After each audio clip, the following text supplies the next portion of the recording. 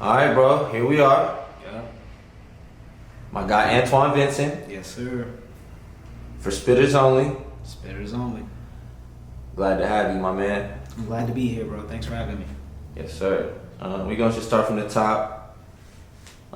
Let's talk about your upbringing and your childhood growing up. Born and raised in the Central District. Raised by my grandmother with my two older siblings, my older sister, my older brother. Just growing up, just like as 90 in the 90s, as 90s kids. Ripping and running around the neighborhood and just getting to it. Just trying to figure out life, trying to figure out where my spot is in that life, and just trying to make it happen for myself. Okay. What was your favorite part of your childhood? I would say, I probably would say my imagination. It's definitely been something that I've always kept with me. But as a child, like your imagination, like is like a flowing river, and it's like unchecked. When you become an adult, like people love to just damper that imagination. So, just thinking about all the things I want to do, thinking about all the things I want to accomplish in my life. I would say my imagination. I would also say just like my family, spending time with my grandmother, spending time with my friends, like just growing up, just trying to like get into, like life, just getting into life and just trying to figure out like where my spot is and who my crew is, and, just spending time with family and just being as creative as possible.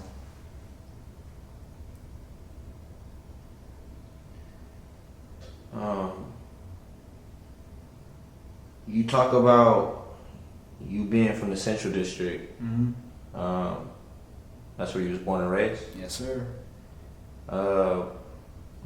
Let's talk about the CD, bro. What's the most favorite memory you have just being in the CD? Most favorite memory I had of being in the CD was literally just like summer nights, just running through all the neighborhoods like with all my friends, like until the street lights came on. We all knew like you had to be home before the street lights came on, but before that we were just running like with our bikes and just like with my friends, just like running all through the CD and just just having fun and just being black kids, just having fun in this all black neighborhood, which it was back then. It was something to cherish. Now looking at it in hindsight, it was pretty insane that we just had that type of upbringing. We felt like we could just always be outside and we could just always be, in that community. So yeah, that's my favorite memory, is just being able to just rip and run through there with like my friends and my crew and my family. So yeah. So let's talk about the difference now and what you see versus then. Being from there, born and raised, and again seeing how it is now. Mm-hmm. What's your thoughts on that? I would say, because I just most recently moved back to the CD, so I moved away from the CD back in 2010, and then moved out south, and then moved out north, and then I just most recently came back in early this month. I literally just moved back, so I've been getting acclimated back into the community, seeing what's still there, what's new that's there. And the thing that's the most different for me that I can sense now is there's way more art on the wall.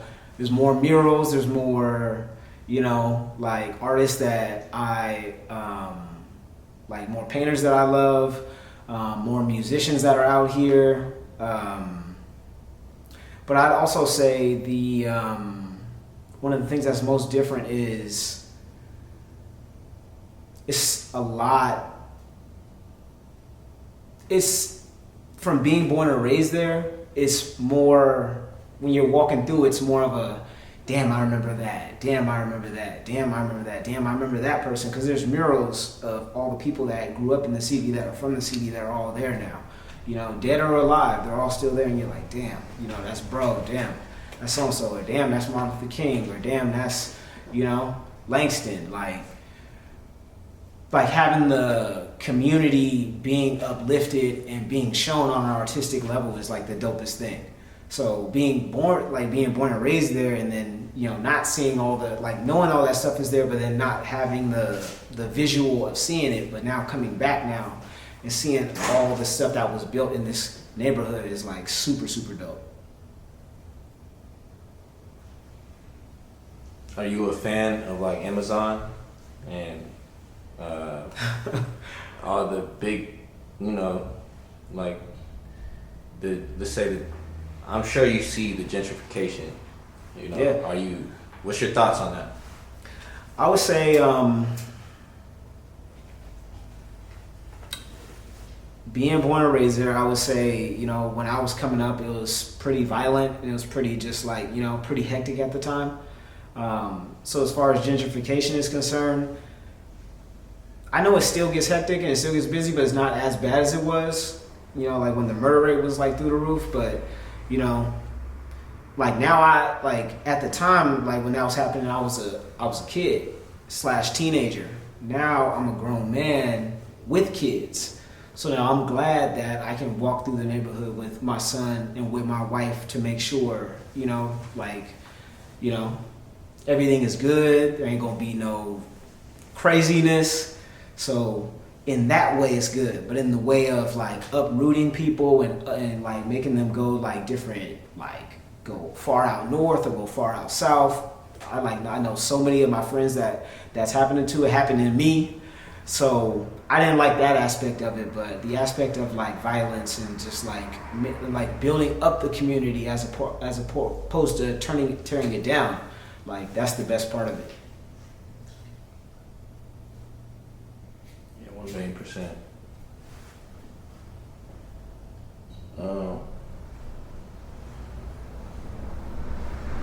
What schools did you go to, bro? I went to first. I went to Leshai. Went to Leshai for elementary. Then I left Leshai for Martin Luther King. Also for 4th and 5th grade. And then after I left Martin Luther King, I went to Meany Middle School.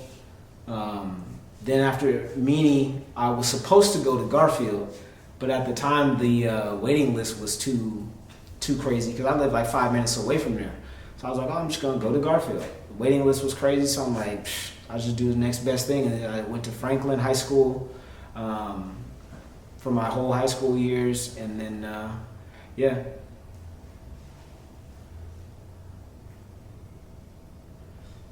You play any sports?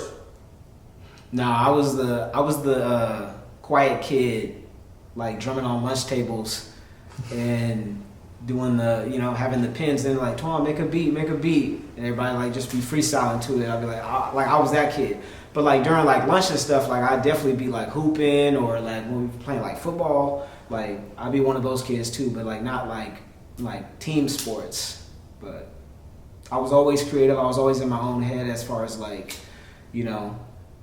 literally always hearing beats, but never having the outlet to really do them. So I had them in my head, and I could do them with my hands. So it was just only a matter of time before I figured out how to really put it down. Okay. What made you rock with your real name as your producer name, opposed to, let's say, a nickname or an alias? Well, I had a couple of nicknames. That's the funniest part. So my first one was Reckless. So my producer name was Reckless. So that was the first one. I was like, ooh, yeah, that shit sound dope, Reckless. I'm yeah, that's dope. And then after that, my second one was called The Mastermind, because everyone was like, man, you know how you put these beats together, how you put all this shit together? Bro, you're the mastermind. I'm yeah, that shit sounds dope. I'm the mastermind. And then at some point, I think it was like '09 or something, I just got to a point where I'm like, man, like, fuck all these aliases, fuck all this, like, gimmick shit. Like, I just want to just be me, you know? Like, because it's not the aliases doing this shit, it's me, you know? And it's always been me. So I was just like, let me just be myself. So that's how I went with the name, my full name.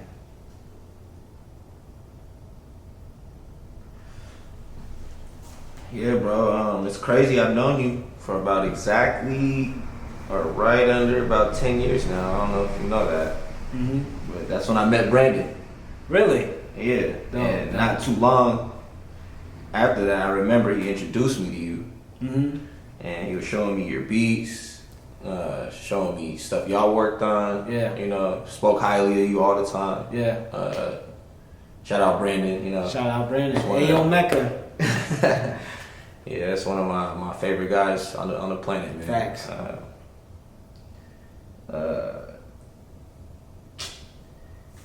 Anyways, how and when did you get started making music? Like when did you first start making the beats actually? So back in 2005, I was still in high school. It was my sophomore year, and then one of my good friends, shout out to Blake, he hit me up and was like, "Hey, bro, like I just found this new program that we can like make music on." I'm like, what's it called? And he's like, it's called Acid Pro 4.0. So I went down to his house. He showed me how to do it, and literally from that day on was like, yeah, there it is. And it was just like what I was saying, like when I was like my imagination was like running as a child, and I just had to wait for that opportunity to get the right programmer, to get the right thing to where I could do my thing. Like this was the beginning. So from that point on, I've never looked back.